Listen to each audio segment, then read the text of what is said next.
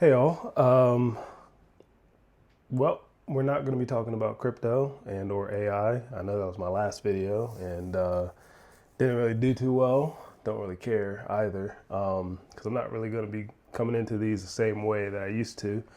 But I will talk about financial failures because, well, that's what I see myself as, unfortunately. And I think that this one is going to be pretty good, in my opinion.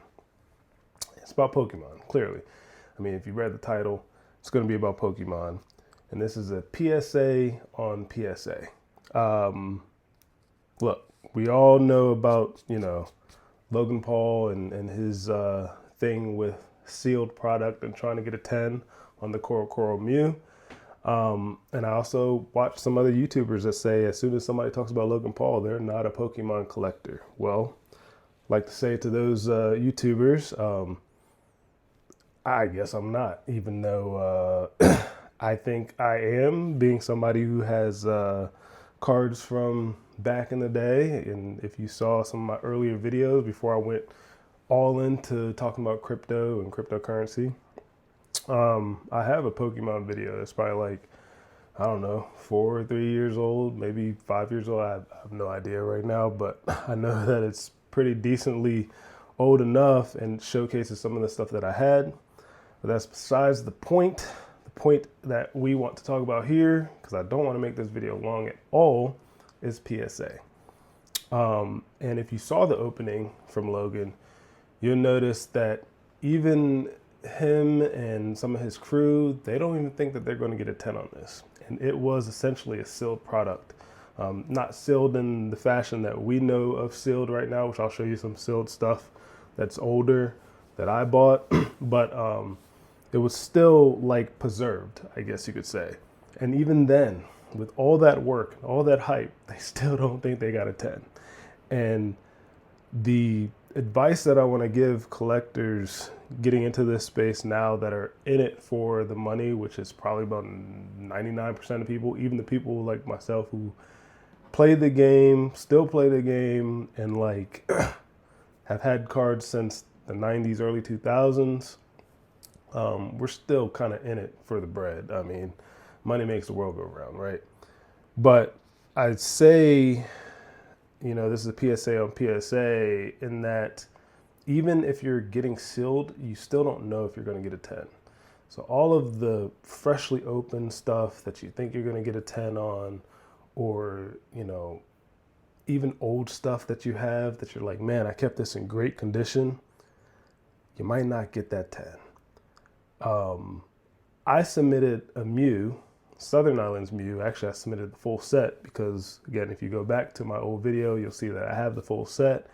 And I thought I was going to get 10s on all of these. I mean, I didn't touch it when I was a kid. They were not playable cards, so there was no need for me to touch the Southern Islands set. I think maybe there was one card. I think it was like maybe the Jigglypuff, which I think had higher HP or something like that back in the day that you could actually possibly put in your deck, but I never ran Wigglytuff at all, so no point.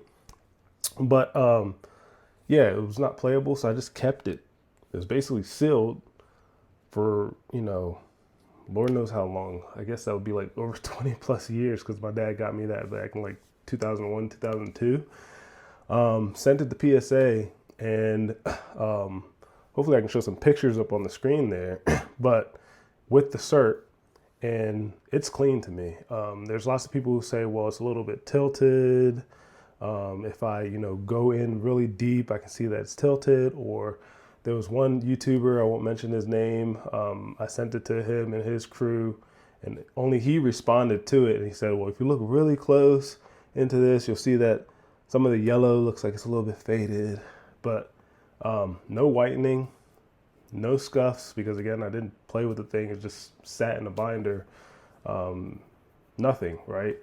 Gave me an 8, basically on a sealed card. So with that being said, you should keep your 10s. This video is about to end soon because again, it's going to be way too long. People have low attention spans. I have a low attention span. I wouldn't sit here watching stuff for 10 minutes. But I want to show you some of the sealed product that I bought because I will be trying to grade some other stuff. that I bought, that I took a look at, that I think could get a 10. I also have a restoring business where like I restore cards. I know there's going to be a lot of hate in the comments where like, well, you shouldn't touch a card. It should have your musty doo-doo hand scent on it and smeared poo all over the card, and then you send it to PSA, and then if you get a 10 on that, that's great because now your DNA is on it and all this blah blah that people talk about when it comes to restoring cards that that they hate or whatever. To me,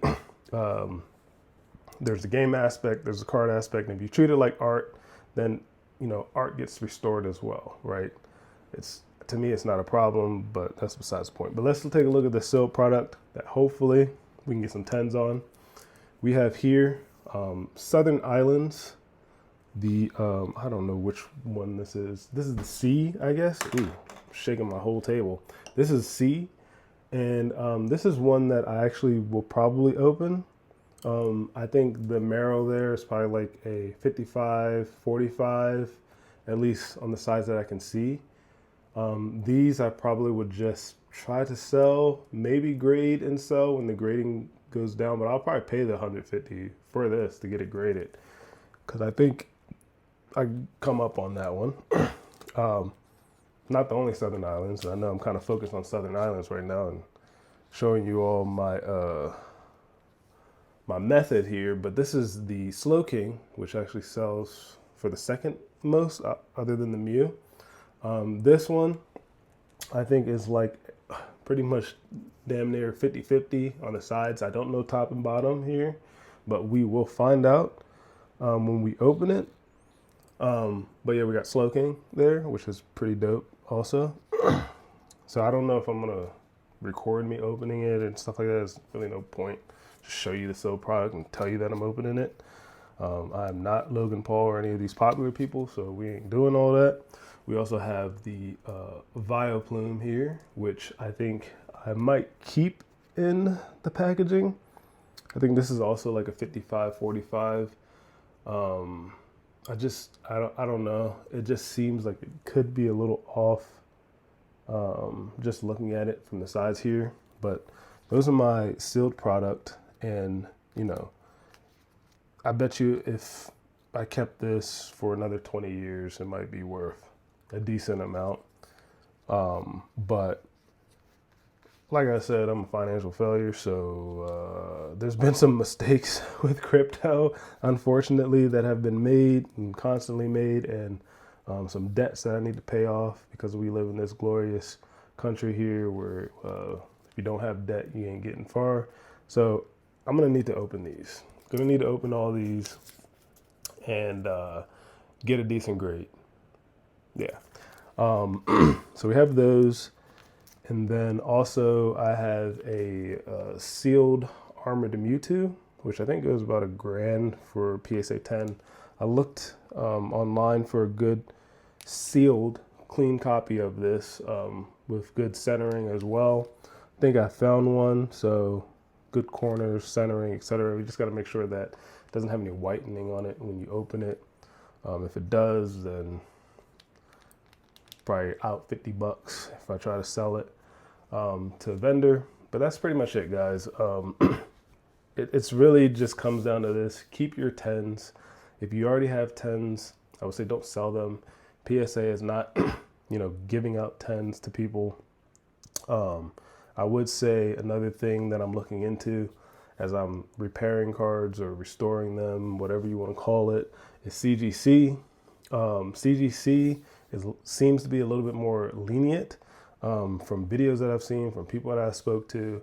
So if you have something where you're like, well, it's probably going to get an 8 at PSA, most likely we'll get a 10 CGC. And if it's going to get a 9 or 10 at PSA, you could probably try and get that pristine, which is pretty nice.